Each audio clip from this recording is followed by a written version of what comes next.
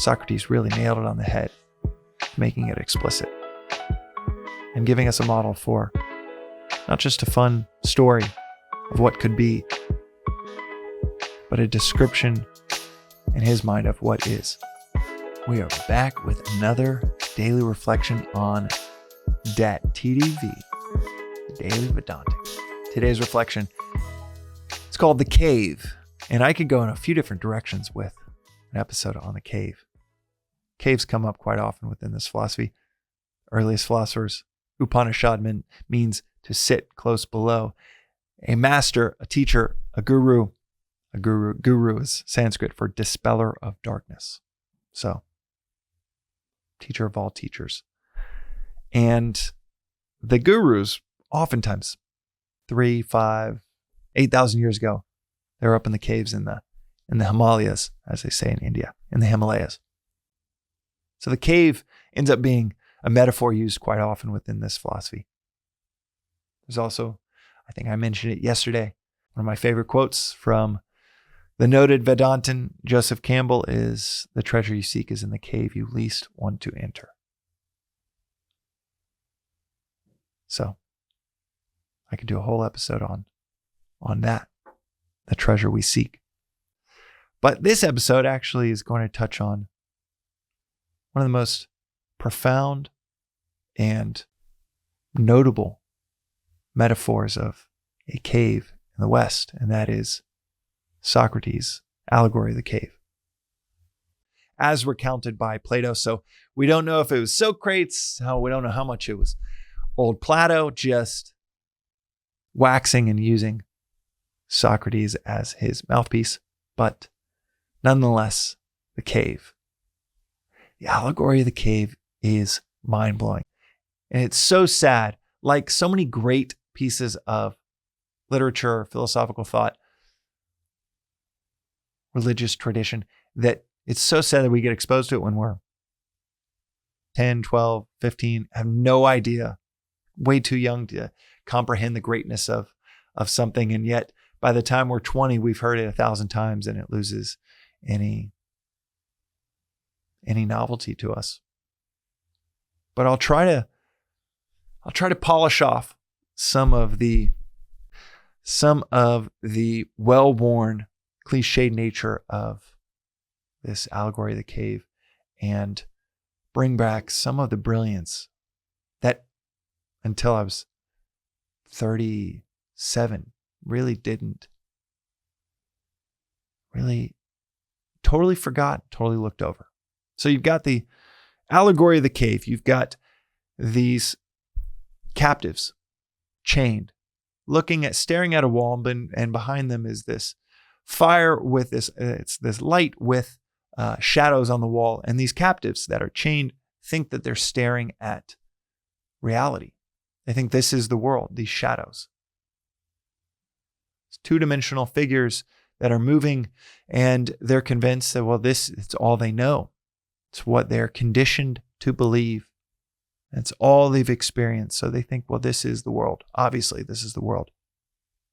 I've known it for years, my whole life. This is the world.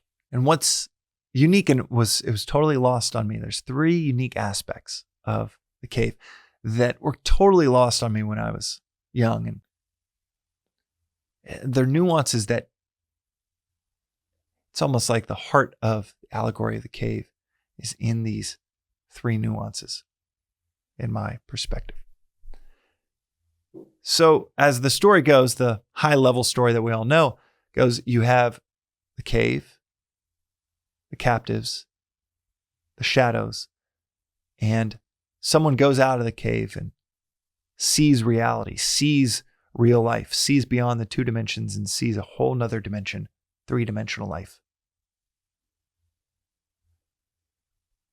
And that alone is provocative, quite thoughtful, and quite symbolic of what Socrates, who was probably enlightened for all we know.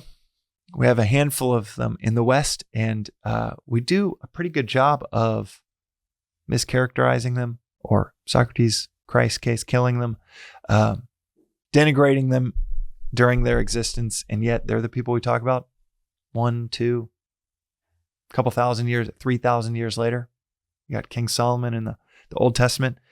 And you have, and by the way, this ties directly to King Solomon in Ecclesiastes, late in his life, writing that vapor, vapor, all is vapor. Sometimes it's translated as vanity, vanity, all is vanity. But perhaps the more correct translation is the one where in English, he's saying vapor, vapor, all is vapor. All of this is vapor. It's not real. It lacks the true dimensionality of reality. And that's what Socrates is saying about us being in the cave, captive, chained, conditioned, and so convinced that what we're seeing is reality. So that's the high level version of the cave. But the three nuances that were totally lost on me, that give a whole new dimensionality to the allegory, this example of the cave, are these. One, that person is set free, the one that sees the light, that sees reality outside the cave, set free, unchained, not by their own doing. We don't act in order to see reality. It's just an unchaining that happens, that we allow to happen and that we lean into, but we don't do the unchaining. That person then ascends. It's not a cave up in a mountaintop and they descend. It's an ascension.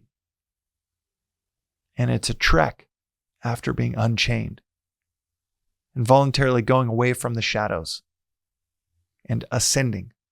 It's another nuance that's clearly present in the allegory, but can be lost in the other more provocative visuals.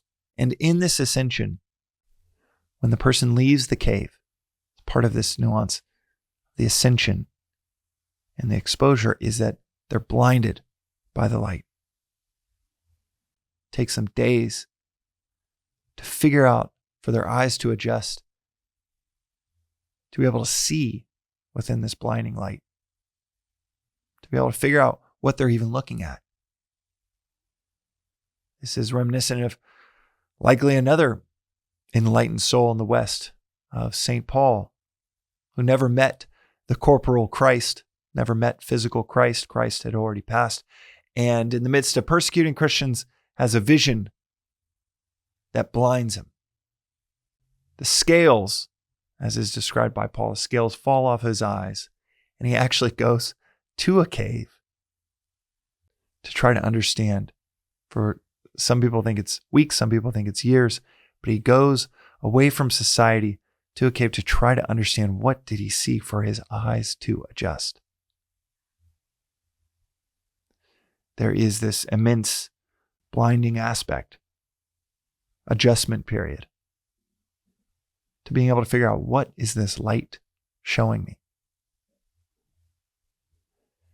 The last nuance is that then, when that person descends and goes back down to go tell all the captives what he's seen,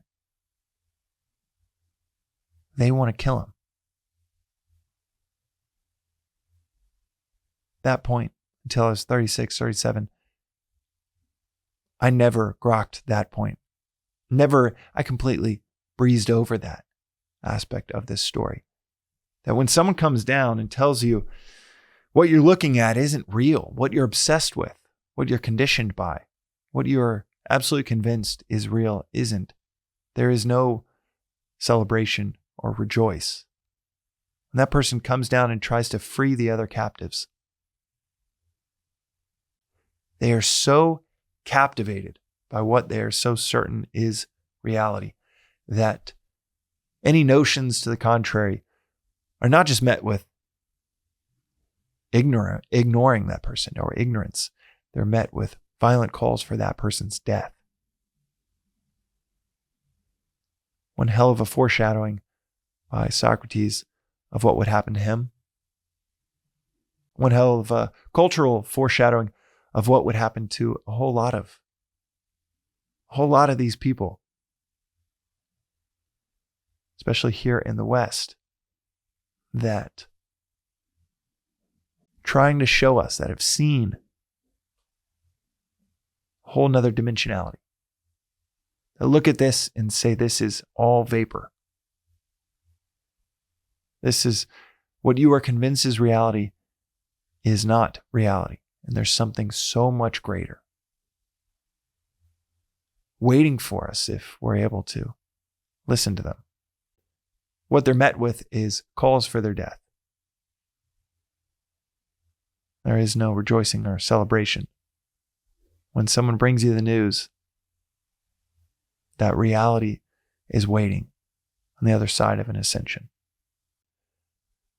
You could spend weeks, decades thinking about these nuances, seeing these nuances, seeing just the logistics of, oh, you start to figure this stuff out and you try to share it with family members, to expect celebration, a warm reception to a philosophy to a worldview that tries to unsettle someone that's completely fixated on, no, if I just get my career on the right track, I'm going to have it all. If they ever start to really listen to what you're saying, you can almost expect violent protest. And if you ever start to listen to what is being said, there is a very big part of us with a violent protest. And a dragging of our feet for the trek that is required, the ascension that is required, or a disorientation when the light starts to peek through and you see sunlight for the first time after exiting a cave your whole life. These nuances are reasons to revisit this allegory of the cave, perhaps the most famous philosophical concept we have in the West. And it is no coincidence that Socrates, that contribution of the allegory of the cave from him, or a mixture of him and Plato, there's no coincidence that it is so reminiscent of what the Vedas had been saying for thousands of years before Socrates came on the scene. It's no coincidence because Socrates' hero was Pythagoras, who died about 20 years before Socrates was born. But that was his intellectual hero. And there's no consensus on this, but many people, it's believed that Pythagoras spent 1 to 2 decades in the Indus Valley. And he was extremely well-traveled. So at that time, especially with the Silk Road, there was a whole lot of trade happening between East and West.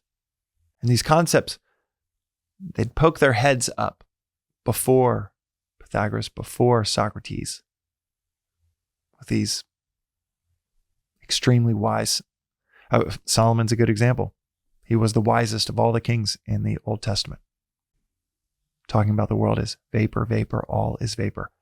These concepts would poke themselves out of literature and philosophy and tradition in the West.